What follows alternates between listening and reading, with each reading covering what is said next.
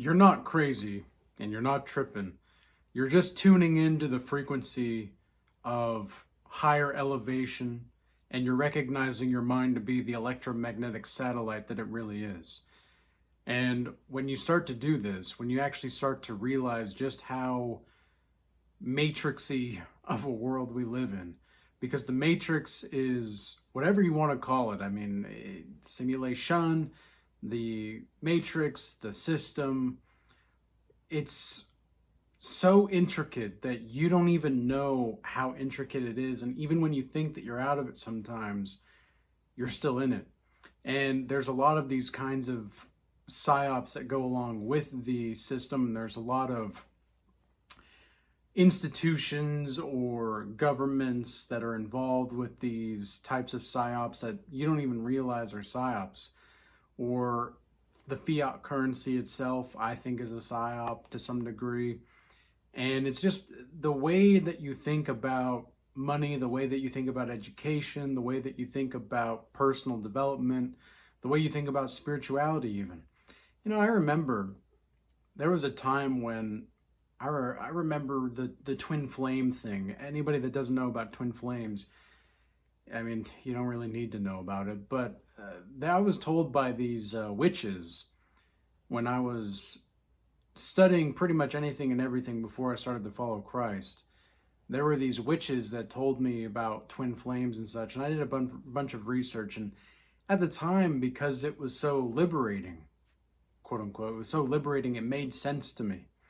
It made sense that, well, of course I would have my complete other in another person, right? And there's all of these stories of the fallen angels, right? Where Zeus, where I do think the gods and goddesses of old in these ancient Egyptian and Greek times are fallen angels, but it's like the Zeus of the Greek mythology. He actually split the humans into two parts because humans were actually male and female. They were androgynous at one point. And apparently, according to the myth, is that the humans got too prideful. And so Zeus split the humans and they were destined and forced to retrace their steps and try to find their other half for the rest of their lives. That was their punishment for their pride. And it's an interesting story, right? It's an interesting idea.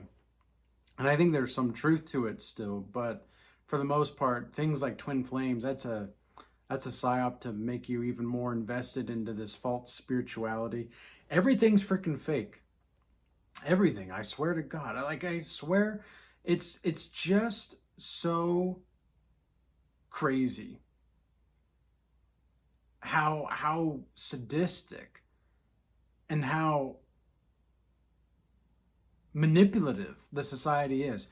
I swear it's just so disruptive to the human psyche, and it's so disruptive to the human spirit. Everything is just created.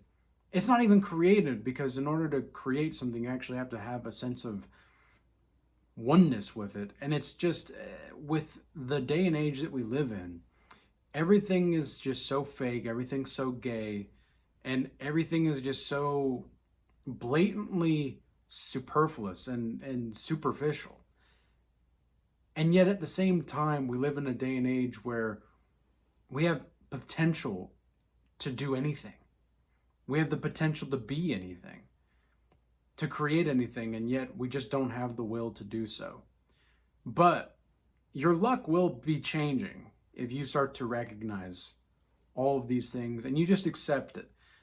It's okay to get a little angry or upset about it because it is frustrating. It's like, imagine putting up a boundary. Like if you knew you were being manipulated by a narcissist, let's say, right? If you were being manipulated by a narcissist, you put up a boundary and they just continued to do anything they could to exploit you. They could expose your civility. They could expose your due diligence. They could expose all of these things about you without you even really having any kind of legal protection for yourself. Do you not think the narcissist would do that? Of course the narcissist would do that. So now these boundaries that we have are being crossed that we don't even know are basic human boundaries for the most part for most people.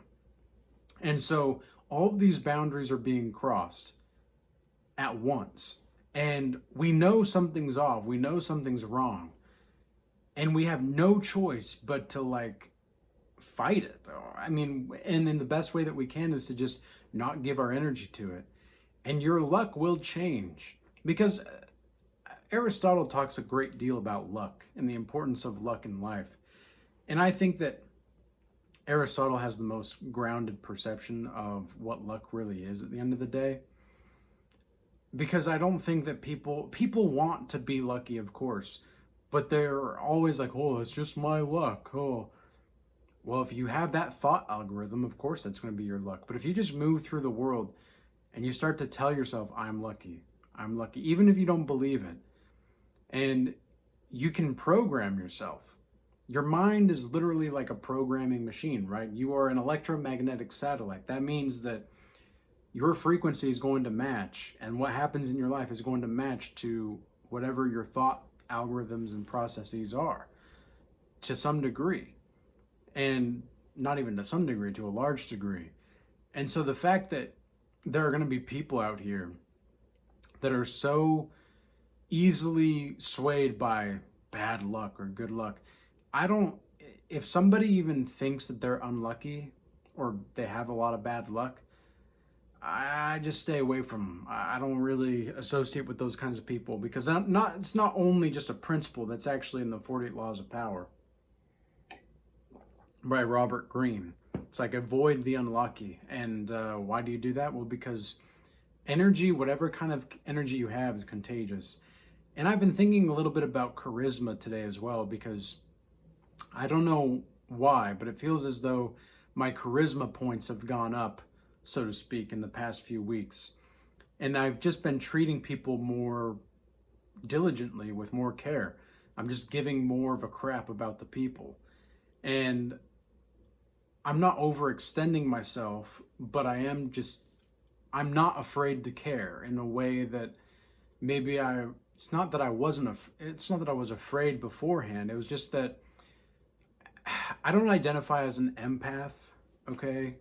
But I'm very susceptible to the energy of people, and I can very much read and feel the energy of people very easily.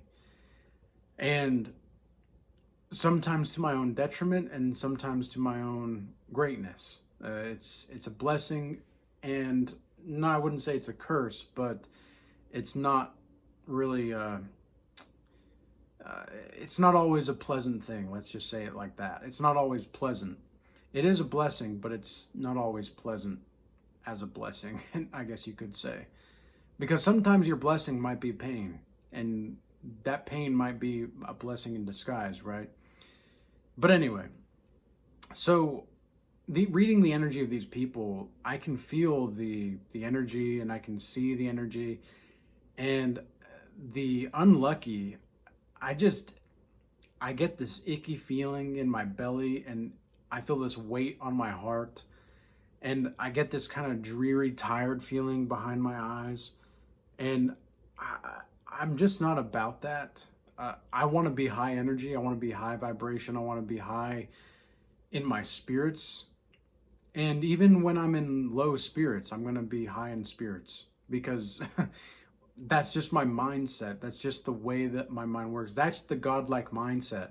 That's what I teach people to have in the Godlike Master Initiation program that I do. Like, it's part of the life that we live, to just have a godlike mindset. You're going to have ups and downs. But if you have unwavering faith and unflinching faith and unblinking faith, not only in Jesus Christ, but also in what you're doing and who you are and who you could become, there's nothing that can stop you. And that in of itself is a form of luck. Now, why is it a form of luck? Well, because that's not really the definition of luck, is it? Well, it's because once you think that way, luck just starts to happen to you. Because once you, for example, put the existence on your payroll, that's where luck starts to change for you, and you start to see the world in a different way. And your luck can change right now if you really wanted to. And if you feel as though you want your luck to change right now, affirm that in the comments section. Just say, I am changing my luck for the better consistently now. Onward. Something like that. Whatever you want to do for your affirmation. And look, an affirmation, this is where you got to be careful with the manifestation guru crap, because it's not about wishing things into existence, of course, but it's about, okay, now that I have the thought algorithm, now I actually have to apply that thought. I can't just think the thought and then, oh yeah, that's it. Now, your thoughts are way more powerful than you give them credit for, but you have to actually do things about it. Okay, something that I do in my journal every single night, I write down all of the good things that happened that day. All of the good things that I can think of. Even if it's just like, oh, I saw the color of the autumn leaves on the tree look beautiful in the sunlight. Something like that. And just that small token of appreciation for creation and the creator for creating it, because obviously we don't want to worship the creation, because then we're going to be falling into the trap of Satan. But if we worship the creator and appreciate his creation, there's nothing wrong with having a reverence for the creation. But if you don't give credit to the creator, of course, then you're kind of silly. Like when you look at a painting, right? If you look at the Mona Lisa, I've never seen the Mona Lisa in person. I would love to go to the Louvre one day. But if you've ever seen the Mona Lisa in person, let's say this, or just in general, whatever, think about a painting or a beautiful art piece. Maybe you went to a concert and you heard the music live. Think about this, right? Do you appreciate the music, of course, but it was the creators of the music or the creator of the painting that you give credit to some degree, right? You say, oh yeah, Leonardo da Vinci painted the Mona Lisa, or I don't know. I was gonna name a few bands off the top of my head, but you can. I'm being like guided to let you, the viewer, take that direction if you want to.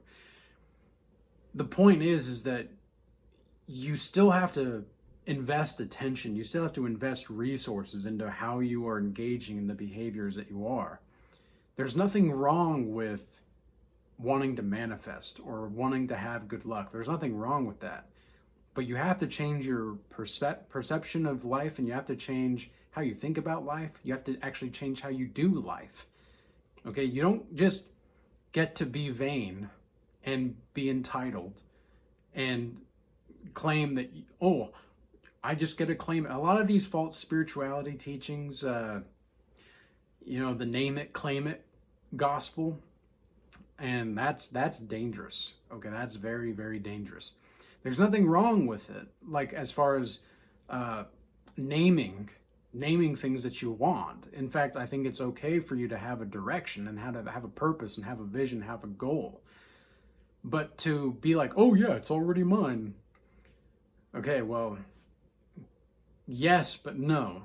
Okay, not yet. Not yet. You have to remember that we experience time linearly. And although we are interdimensional beings in which the third dimension is, yes, the only place where time actually exists, we are not, if we're not there already, we're not there yet. And so, well, what does that mean? It means that we have to orient ourselves to be aligned. Like, have you ever noticed how people look at you different when you're actually aligned? Because that's what I think for a lot of these people that notice the people starting to stare at them more. It's not because of your luck, or it's not because of your achievements or anything. It's because of your alignment in your spirit. There's something about you when you're actually aligned that everything just feels like a melody of a music piece. Like it feels like life is a living Beethoven or a living Mozart. Everything has that jumble. Ooh, have you ever heard of what is it called? Tannhauser? It's a beautiful classic piece. For the life of me, I can't remember who it's by. But it's a beautiful piece, Tannhauser. It's like a 13-minute long classical music piece. And it's amazing and brilliant. I mean, the build up and then after like 7 minutes of building up, it goes quiet and all this stuff, and you kind of get this this dreary feeling of like wandering through a forest, and then at the last few minutes, it just bum, bum, bum, bum, bum, bum, bum. And there's this epicness to this life that's just, it's kind of, I'm gonna use this term, but I'm gonna say it just because it's very orgasmic in its sense of just boom, and it's like this reveal of life. Once you learn how to appreciate life like that, like if you can learn how to appreciate life like Beethoven or Mozart or any other great artist, because artists are really responsible for shaping the culture to some degree. And in fact, it's interesting how even just giving a little bit more of a crap about life, you become more artistic. You become more creative. I mean, there's true art and charisma.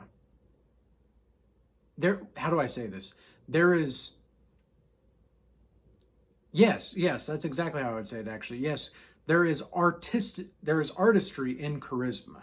Because what is charisma? Charisma is warmth and competence and genuine authenticity all at once, right? And it's a form of social intelligence and emotional intelligence as well. And what I think people are missing when it comes to the topic of luck, what a lot of people, if you're still listening, you're probably going to get it, but a lot of people that aren't listening to this point, they're just here to hear good news about luck, okay? But for you that are still here watching this, shout out to you, number one, because you're actually understanding what I'm saying here, or you're trying to understand what I'm saying, because something is resonating within you. Something is hitting your soul right now in a way that many other people just can't. They can't get to it. But I'm able to do that because this is literally what I do. This is how I live my life. So when it comes to charisma and luck, the two coincide and coalesce with each other, because the more you're authentic with the existence, the more the existence is authentic with you. And that's just the way that life goes. Life is so beautiful. Life is so amazing. But you can't get caught up in wishing things into existence or trying to win the lottery that you forget that you still need competence. You still need to do something. You still need to be strategic, okay? There's ways in which to move in the world, and there's ways in which the existence and God himself, Jesus Christ, will reward you. But you have to be willing and to actually will yourself to do what you need to do. So with all that being said, I hope you all stay blessed.